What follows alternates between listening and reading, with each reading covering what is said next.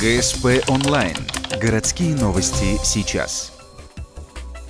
Спортсмены Ухтинского общества инвалидов привезли в Ухту сразу 3 первых места. Республиканское первенство по пауэрлифтингу среди людей с инвалидностью состоялось в Сыктывкаре 5 и 6 декабря. Почетные призовые места в своих весовых категориях заняли Андрей Гречишников, Андрей Павлов и Анатолий Павликов. Очень хороший 100% результат в соревнованиях. 3 первых места – это это о многом говорит, что инваспорт у нас развивается в городе Ухта, то есть и очень приятно. Почему? Потому что это происходит на базе Ухтинской организации инвалидов. Да, это стимул для здорового образа жизни, и посредством спорта ребята адаптируются, ребята приходят в форму. Всего было порядка 40 участников из Ухты и Сыктывкара. Ухтинцы показали наивысший результат в троеборье – жиме штанги лежа, приседании и становой тяге. Все трое – воспитанники чемпиона мира 2012 года по пауэрлифтингу и жиму штанги лежа Юрия Волкова.